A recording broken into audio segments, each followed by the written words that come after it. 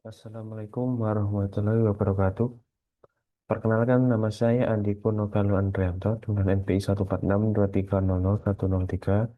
Lalu ada beberapa rekan saya yaitu atau kelompok saya. Nama Ranu Cahya Putra Buana dengan NPI 146230073. Lalu rekan saya juga Gilang Labu Samudra 146230098.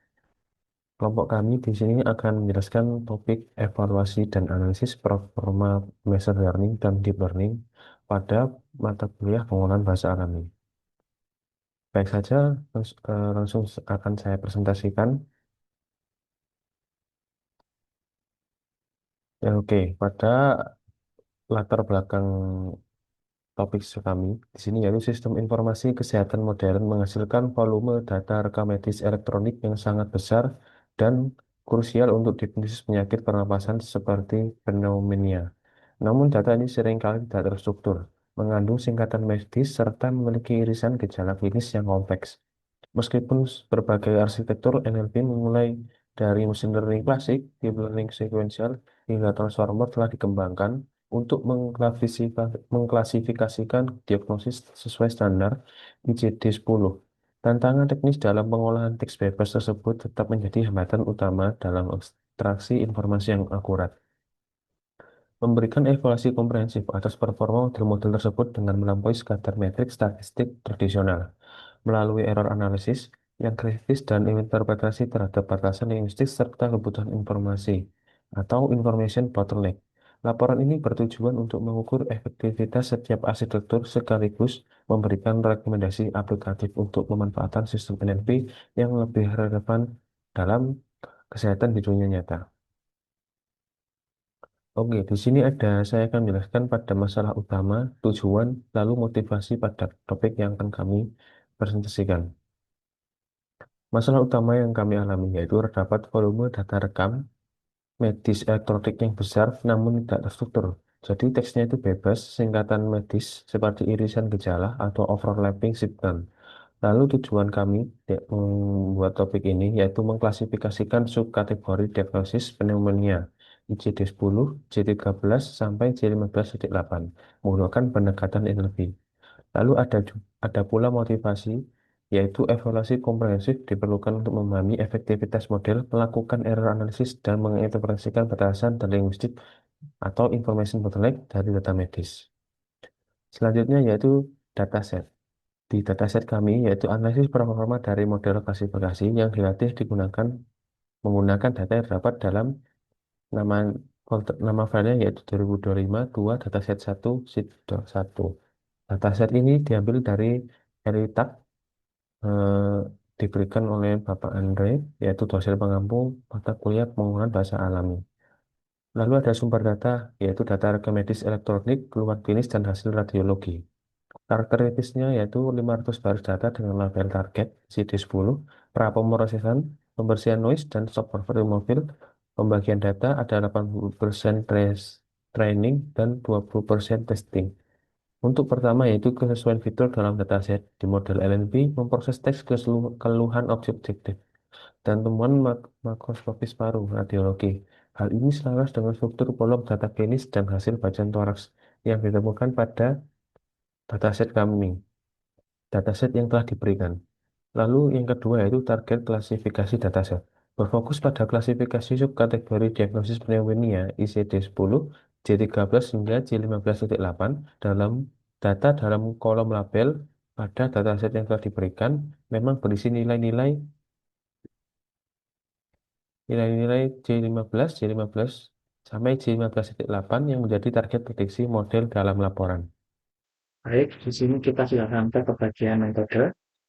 Namun sebelum saya menjelaskan untuk bagian metode hasilnya, kenalkan, nama saya Rano Cahya Prabana, dengan NIM 14623 Oke, untuk metode dalam metode yang kami pakai, di sini menggunakan metode akurasi, precision, recall, advanced code, dan juga function matrix untuk mengatasi tantangan data yang tidak seimbang, dan melihat untuk hasil tadi yang kita hasil aktual di datasetnya.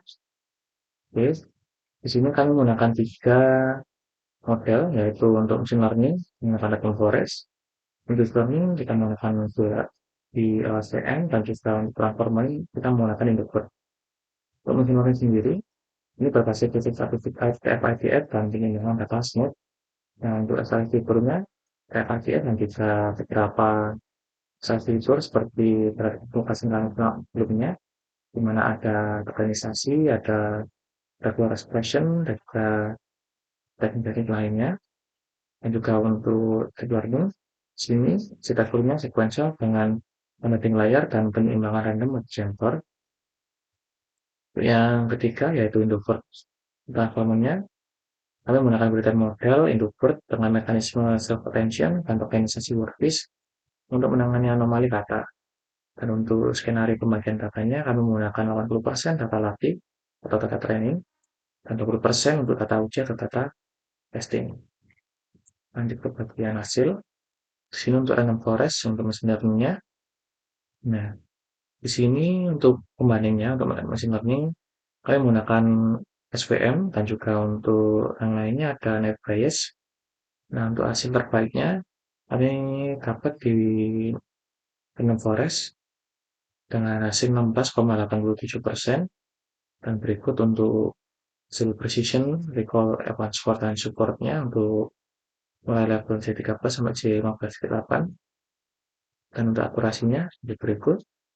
Dan yang kedua adalah hasil dari di directional LSTM atau melihat reporting kami.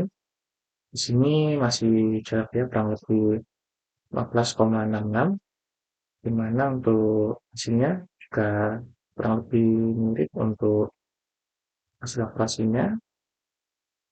Oke, lanjut ke bagian tiga yaitu Indovert untuk transformernya. Di sini didapatkan hasil paling tinggi yaitu dengan hasil akurasi 24,10. Nah, bisa dilihat untuk sembari lagunya terdapat sedikit peningkatan daripada model-model sebelumnya. Oke, masuk ke bagian confusion matrix. Sini untuk confusion matrix dan forest dilihat untuk hasil kelas prediksi dan juga hasil aktualnya cukup tersebar ya. Tidak sama dengan STM yang fokus pada C15 dan untuk kelas prediksinya dan untuk alat aktualnya juga dilihat banyak sekali seperti untuk C15.3 kelas aktualnya kita dapat prediksi ya di sini. Tidak ada hasilnya benar, hasilnya nol semua. Oke, dan untuk yang di bawah itu adalah hasil dari Indovert ya.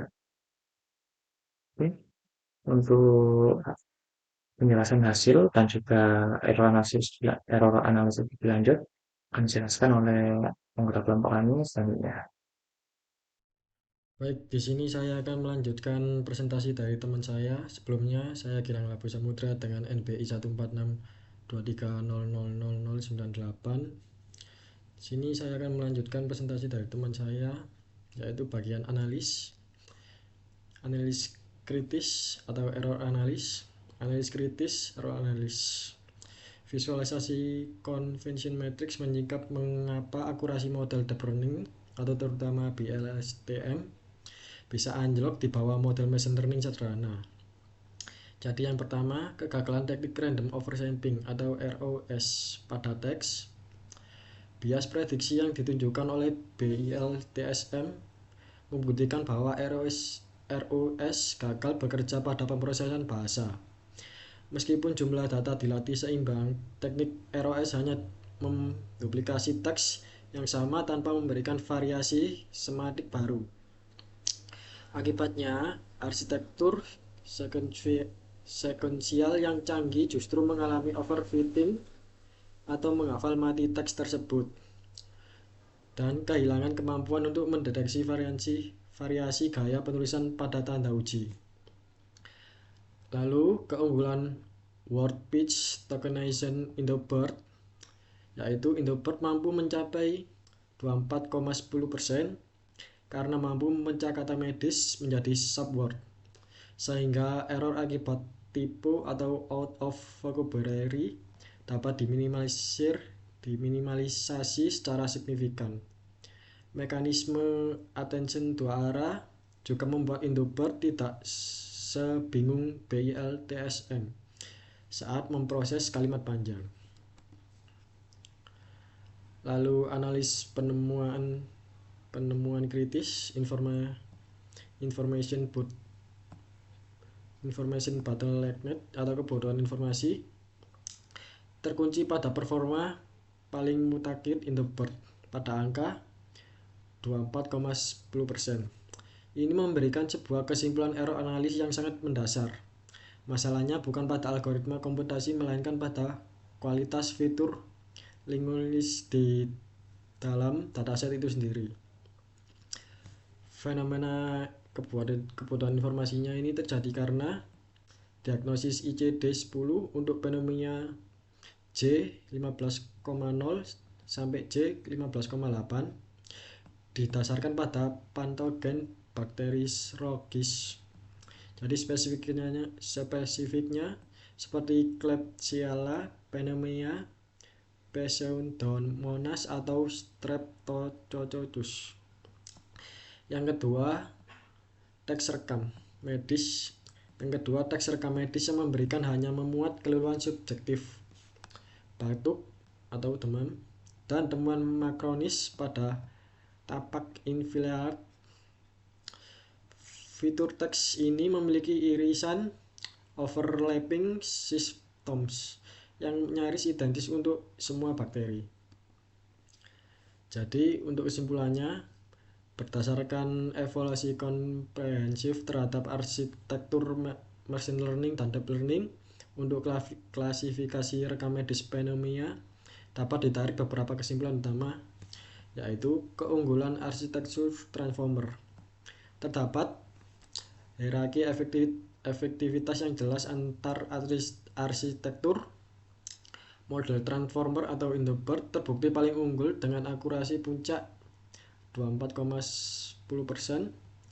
Jadi mekanisme attention dan tokenization subword wordfish secara fundamental lebih mumpuni dalam menangkap konteks kalimat medis dan mengatensi anomali pengetikan atau out of vocabulary dibandingkan model statistik TF-IDF 16,87% maupun model sequential BLSTM 15,66%.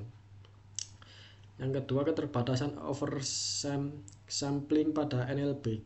Jadi error analis membuktikan bahwa teknik random oversampling atau ROSG gagal mengatasi ketimpaan data kelas minoritas pada arsitektur sekuensial.